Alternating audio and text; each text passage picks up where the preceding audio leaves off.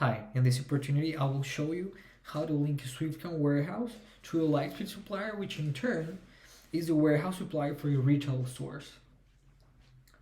So first, we make sure we have our vendor created in Lightspeed here. So we go to vendors here and I already created my vendor, which is a warehouse. So it is this one, WH main warehouse. All right. Once we verify that we have our vendor created in Lightspeed, then we attach this vendor to a SwiftCount location or a SwiftCount warehouse. We also call it space. So we go to SwiftCount. From the left hand side of the screen, you're gonna see settings. From there, you click on settings, and you will also get a list of the different settings that you can modify from the web portal. So we select the one that says suppliers. Once we're here, we search for our vendor, the same vendor we created. So in my case, it's the WH main warehouse. Then we go to where it says actions view. We should click on this view button, and from here we're already in our suppliers like information center. From here we should select, or we should tell the system that this is an internal supplier and that I want to link this internal supplier to my warehouse. So whenever this basically tells the system that whenever a purchase order is created from any of the retail stores to this vendor, it will automatically create a sales order for this store, or not for this space or warehouse. It's important to give an email to this vendor, or to this vendor, because the system will not let you go further. So you just can, if you don't have a mail for this, you just can create a generic one. Once we're ready with this, then we save, and our supplier was successfully modified. So that was all. That is very easy. So I want to make sure that that every purchase order we create from any of these stores gets into SwiftCount as a purchase order, sorry, as a sales order to the warehouse.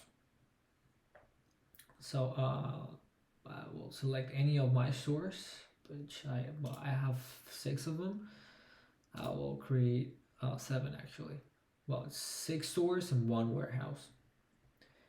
So I will select this store, and then I want to create a purchase order. So I create my new purchase order. I make sure that I select the right vendor.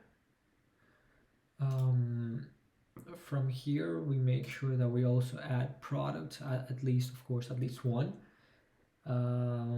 Let's select this one, 1008 testing. So I want to order 10 of them. Well, let's give it a cost. All right, so we also have to make sure that we click on the order button. Once we click on this order button, then we can wait for the 10 minutes for the automatic sync to bring the order every 10 minutes, or we can do it manually by demand. So to do that, we go to our orders module. Once in the orders module, we select here this little cloud with the arrow pointing up. We select import new orders. We hit on the sync button. We wait for the program to bring our new order, and it says that it's bringing me order 185, which is the same 185 here that we just created. this basically does two movements, right? The 185 creates a purchase order.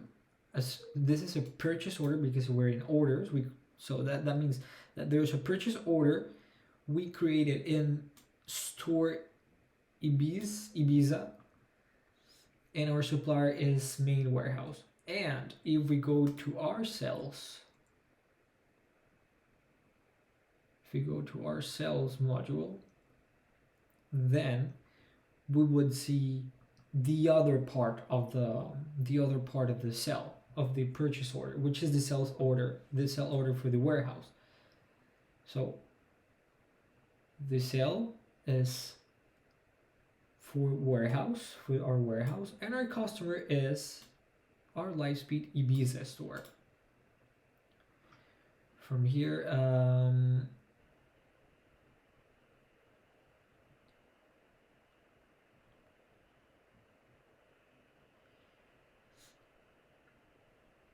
there you go. So this is basically our cell, and from the mobile,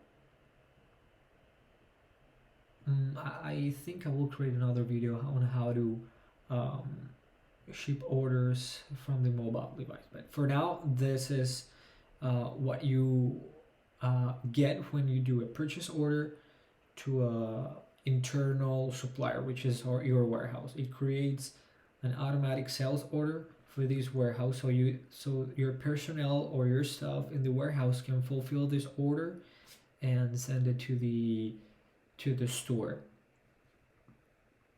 Thank you.